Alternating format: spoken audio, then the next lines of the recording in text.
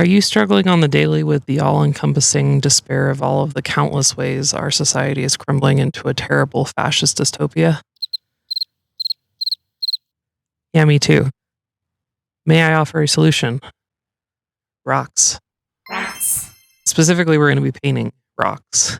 And more specifically, we are going to be painting rocks to look like food. The artist that inspired this is Harnett Studio.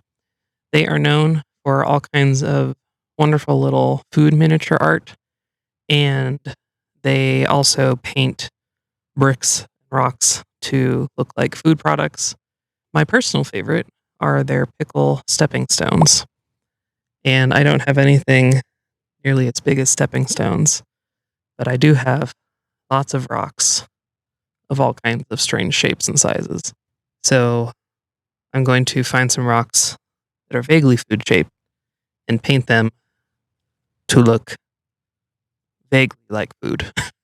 So let's go find some food rocks, some rock food. I'm Abigail from Stardew Valley. Okay. Anyway, from there I went and scavenged around our yard to find rocks that I could easily picture being painted to look like various different foods. And I'll be completely honest, I was having some weird audio issues when I was recording outside. I don't know what was going on, but all I'm talking about here is that I recalled you could paint rocks to look like strawberries in order to deter birds and animals from eating any berries you might be growing yourself, but I keep getting distracted by the sound of a fly struggling in a spider's web. I have no idea why I decided to record that, but here it is anyway. I also had these big paver cinder block things. I had thought about doing something with them, but ultimately didn't have time for this video, but maybe I'll decide to do something with them in the future. I ended up picking out way more rocks than I knew I would have time to actually paint, but I wanted a variety, so I grabbed those and washed them up so I could sort through them and see what actually spoke to me and what I thought would be feasible. In order to make up for the weird audio issues, please enjoy this footage of Mr. Indy being a very sweet old man. Once I washed all the rocks, I wanted to sort through them because I kind of had an idea of the different types of foods I wanted to do. I knew I wanted to try doing those strawberries that I had mentioned initially, so I kind of used those as my test. I tried a variety of different acrylic paint markers to figure out what worked the best.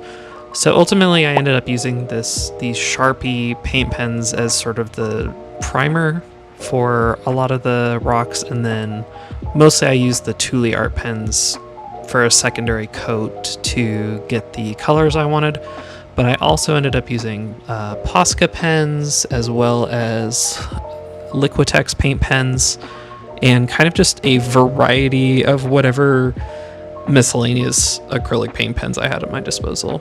I was trying to go for color and accuracy as much as I could. I really like the trompe-l'oeil effect of food rock things in the garden. I think they're so fun and whimsical, and we need some fun and whimsy right now.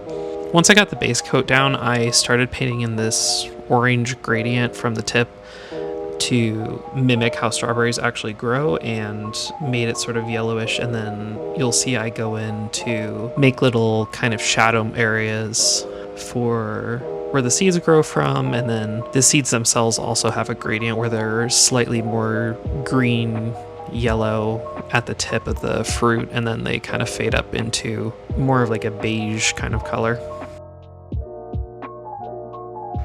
Finally, on the strawberries, I added this really strong fake highlight effect, and I really like how it turned out. I think it really added to that trick of the eye look that I was going for as much as I could with my skill level.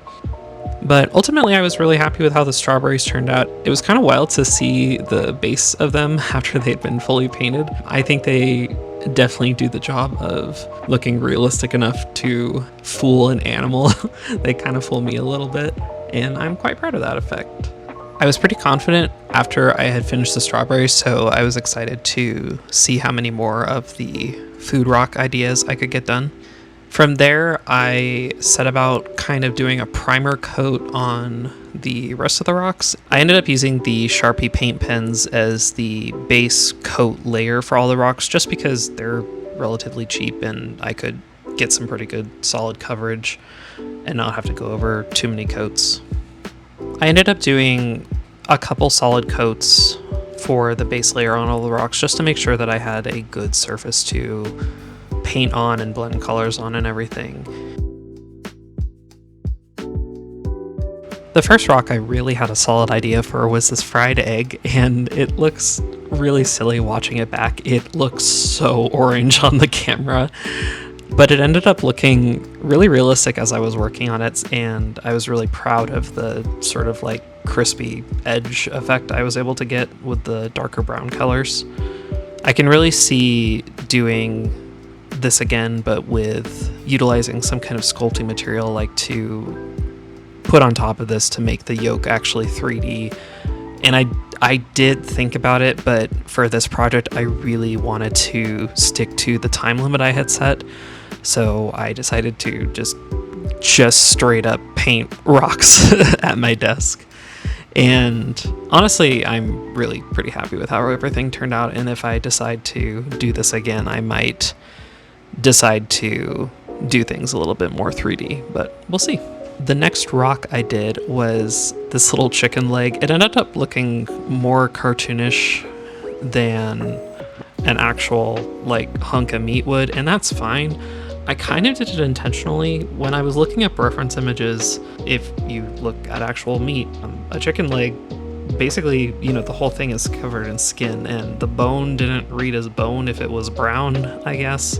It sounds silly, but it felt like it read more like a chicken leg if I made it look more cartoony than more realistic. It was kind of counterintuitive, but ultimately, the colors did a lot of work. This was also one of the rocks I did sort of this fake negative space effect with the black on the bottom, which I think also helped lend to the realism of it.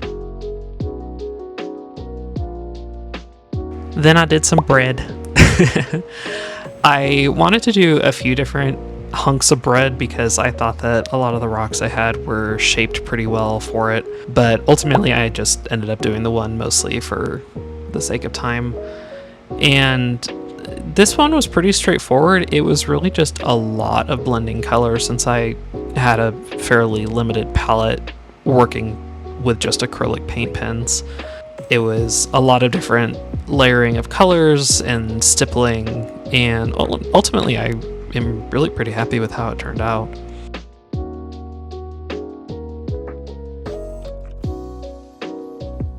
The next rock I did was a little cocktail shrimp, and I actually had several rocks I was planning on doing to do like a whole bowl of cocktail shrimp, I guess.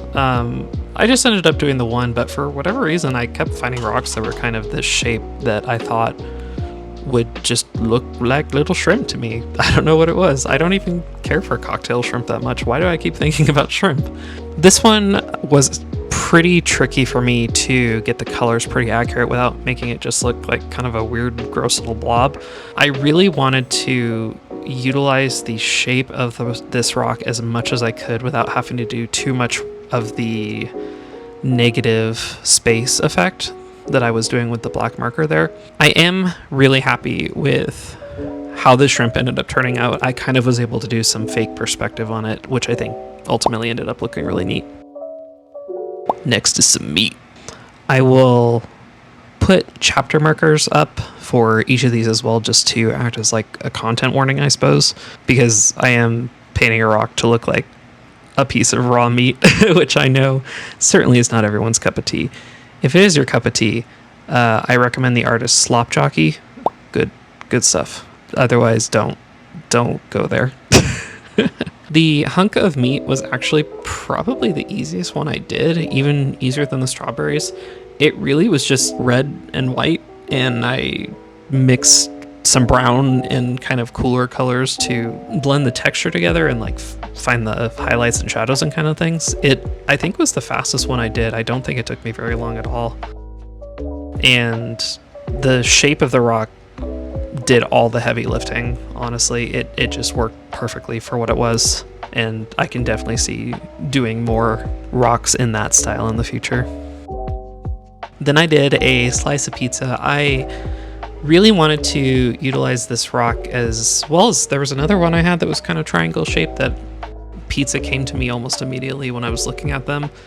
I went back and forth on how to orient the design on the rock, but ultimately I ended up doing this one like it had a bite taken out of it, which was a fun challenge to figure out how to render the bite mark area to make it look a little more realistic. I'm really happy with how it turned out. I think it was the right choice, the right call to make it look like it had a bite taken out of it rather than trying to squeeze a whole slice of pizza into a smaller space.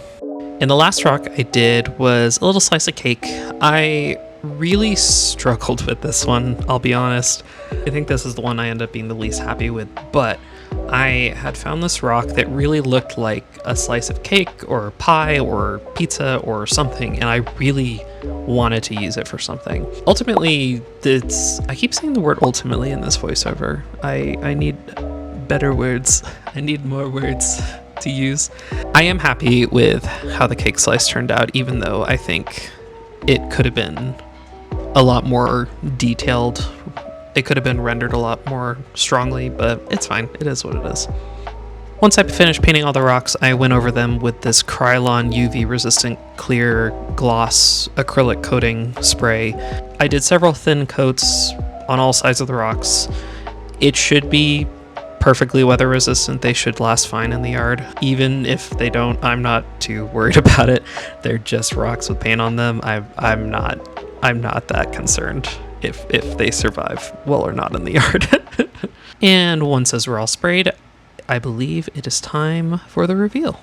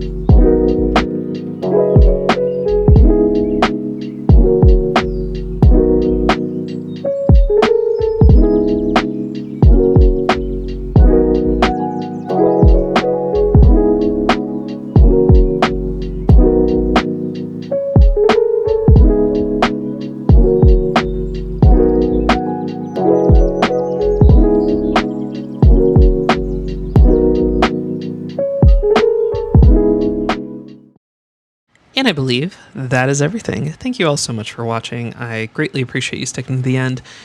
If you are still here, feel free to like and subscribe and do all those things. Click all the buttons because it helps out channels so very much to get engagement.